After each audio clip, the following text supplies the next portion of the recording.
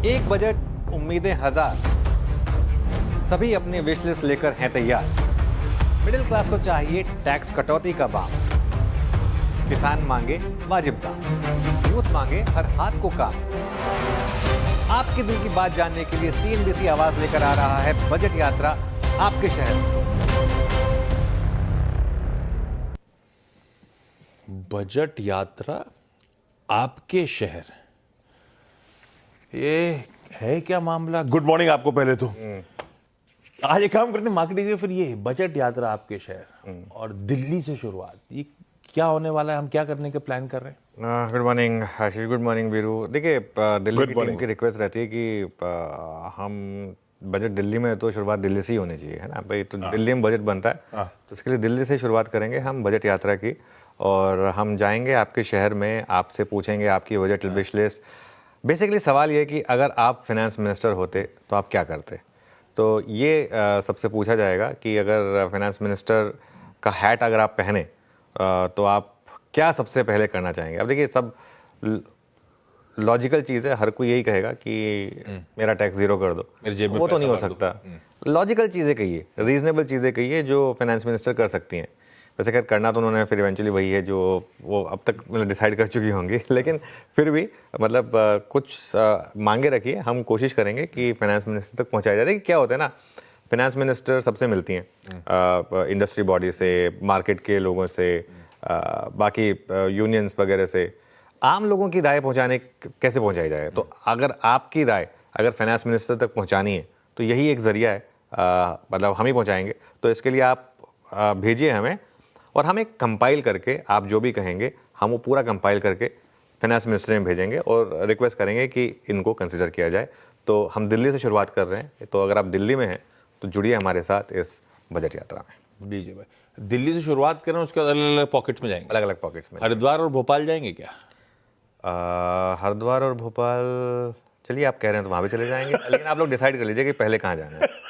ये आप दोनों हम दोनों आपस में डिसाइड करते, उसके बाद कुछ फैसला लेंगे। लेकिन ये है सीएनबीसी आवाज की बजट यात्रा, आप लोगों की, आम जनता की, हम आपकी आवाज वित्त मंत्रालय, वित्त मंत्री तक पहुंचाने की आवाज की एक कोशिश। जुड़िएगा हमारी इस मुहिम से।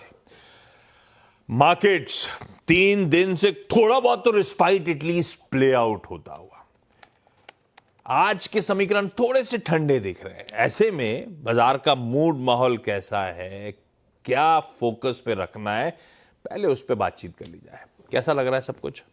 देखिए, आज ना इशू क्या हो गया है, मार्केट आज 4 बड़े नंबर्स पर रिएक्शन देगा। अच्छा, एक चीज़ है इसमें, मैं कुछ जब डिटेल में आऊँगा तो डिस्कस करूँगा, लेकिन सबसे पहली बात, जो सबसे बड़ा नंबर है रिलायंस के नंबर्स शानदार है। कल मैं देख रहा था, हम एक्सपेक्ट करके चल रहे थे कि प्रॉफिट गिरेगा year on year, profit actually 7 या 8% बढ़ा है।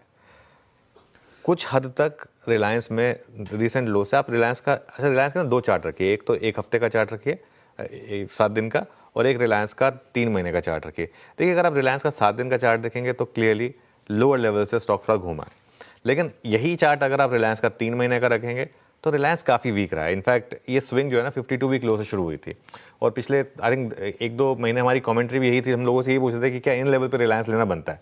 तो खैर एनीवे, अब रिलायंस के नंबर्स अच्छे लगे मुझे, स्टैंडर्ड डिस्क्लेमर अप्लाइज, लेकिन फिर भी मुझे लग रहा है कि रिलायंस भले ही नीचे से चला हो, लेकिन 4 से 5% और यहाँ पर चलने की गुंजाइश है रिलायंस में।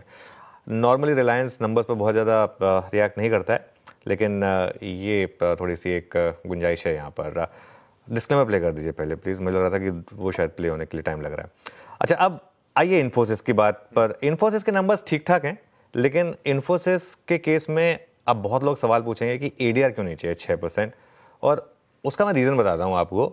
इन्फोसिस की जो कॉन कॉल होती है, जो एनालिस्ट के साथ जो बेसिक कॉल होती है ना, वो उतनी मजबूत नहीं थी। टीसीएस ने क्या कहा था, टीसीएस ने कहा था कि we are seeing green shoots across verticals.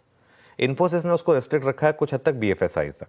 और दूसरी चीज़, इन्फोसिस के केस में और टीसीएस के केस में एक और जो इशू है कि इन्फोसिस की वैल्यूएशन जो है ना, अब वो काफ़ी महंगी है टीसीएस के केस। पिछली बार भी इन्फोसिस 2000 पर टॉप हुआ था। कल मैंने ये बात बार बार कही थी, आशीष शो में भी कही थी, मैंने कई बार कही थी शो में, कि जल्दबाजी ना करें इन्फोसिस लेने की, नंबर्स देख लें, भले ही महंगा लें लेकिन नंबर्स देख लें उसके बाद लें। अब इन्फोसिस का एडीआर 6% नीचे गिरा, हम 2%, 1% अब नीचे गिर के गए थे, तो करीब 5% एडीआर कह रहा है आपको कि हम नीचे खुलेंगे। अब 5% नीचे इन्फोसिस खुले, उसके बाद आप क्या करें? आई थिंक कुछ टाइम के लिए छोड़ दीजिए, क्योंकि इन्फोसिस एक ऐसा स्टॉक है जहां पर 10 एनालिस्ट से पूछोगे तो आपको 11 भी मिलेंगे, तो इसके लिए इसको थोड़ा सा अब कुछ टाइम के लिए आप छोड़ दीजिए। अच्छा, एक्सिस बैंक, मेरे ख्याल से आज जो 2 नंबर सबसे ज़्यादा इंटरेस्टिंग होंगे ना रिएक्शन में, वो होंगे एक्सिस और हैवेल्स। एक्सिस के केस में नतीजों से ज़्यादा पोजिशनिंग इंपॉर्टेंट है। कल ये स्टॉक थोड़ी सी लॉन्ग पोजिशन लेकर गया है, तो वो खुलते ही शायद वो स्क्वायर ऑफ होंगी। आई थिंक हो सकता है स्टॉक 1-2% नीचे खुले, ये भी पॉसिबल है। लेकिन एक चीज़ समझ लीजिए आशीष, पूरे गांव को पता था कि एक्सिस बैंक के नंबर्स इस तिमाही में कमज़ोरी आएंगे, है ना।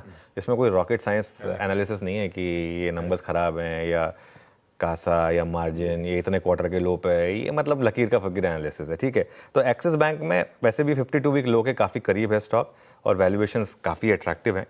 इसका मतलब ये नहीं है कि स्टॉक बस यहाँ से भाग जाएगा, क्योंकि नंबर ख़राब है तो ऑब्वियसली स्टॉक हो सकता है कि थोड़ा तो गिरे, लेकिन जब मैं कह रहा हूँ ना कि सिर्फ इस तरीके से बात बनेगी नहीं यहाँ पर, इसमें कह रहा लकीर का फकीर वाला एनालिसिस नहीं चलेगा, इसमें थोड़ा आपको दिमाग लगाना पड़ेगा इसमें।